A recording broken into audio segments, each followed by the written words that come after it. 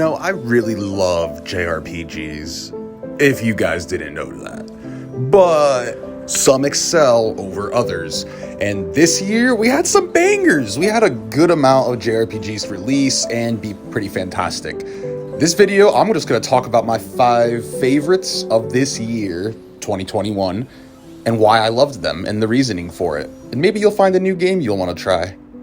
So for this number 5 spot, it's going to be Shin Megami Tensei 5, a series I just got into and knew nothing about, and I got my ass whooped, and I had a blast.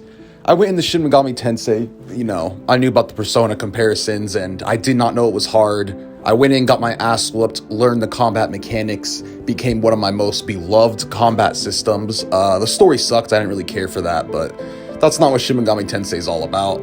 The gameplay was just too damn good, and the soundtrack, out of this world. It makes me feel like I just took mushrooms when I listen to the Shin Megami Tensei music. Number 4, Persona 5 Strikers, another Atlas game.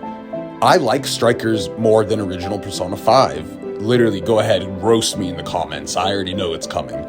Dude, I loved this game so much. I loved how the villains were more so real people instead of comedic villains.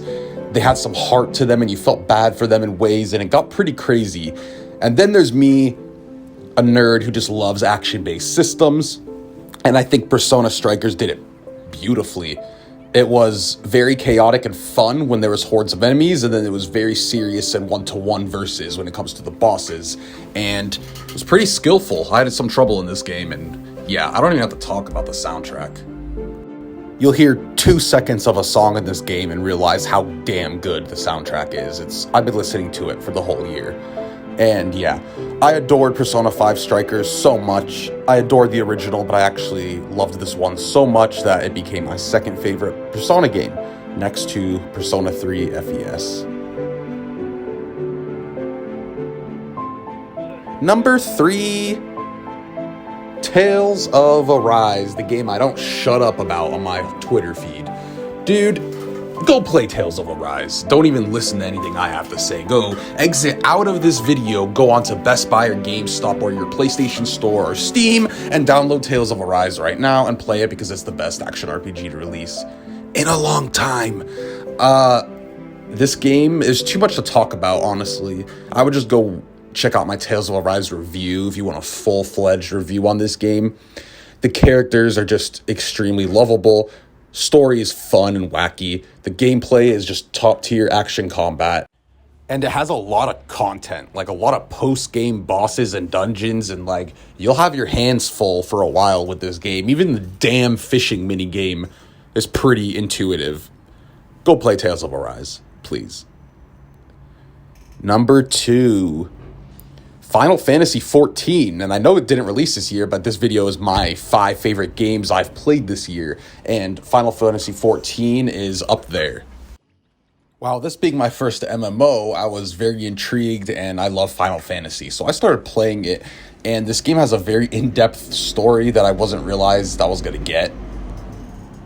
And I've been having a blast playing with my friend, even though I'm mostly soloing the whole time. But I've met plenty of great people on here. The community is very, very helpful and nice. So I love Final Fantasy XIV. I would give it a shot, even if you don't have many friends to play with. None of my friends want to play this game. They all just think I'm a dumb weeb. So I would give it a shot. It's a great JRPG single-player experience as well as an MMO. And I don't have to really say much about the music and other things. It's Final Fantasy, for crying out loud. Number 1, underrated game of the year, Scarlet Nexus. Dude, this game is fire. It is underrated and it's fire. The combat is new and great. It was a new idea, being able to use psychokinesis and throw around a bunch of cars at shit, but they did it very well, and how you can integrate it into your combos is very nice, and it has a brain map, which is basically a very good giant skill tree, which I enjoyed. The characters are fantastic. The story was good, but it wasn't the best I've ever seen, for sure. The game, though, is just a very solid experience all around. And there we go. I hope you guys really enjoyed this video. Hopefully you found some new games that you might want to go try. Let me know what your favorite games are, especially JRPGs of this year in the comments, because I want to find some new games to play. That's pretty much the point of this video. It's super fun to do that. If you enjoyed the video, please leave a like and consider subscribing if you like JRPG content and just want to become friends and discuss a lot of stuff. And have a great day, guys. I'll see you next time.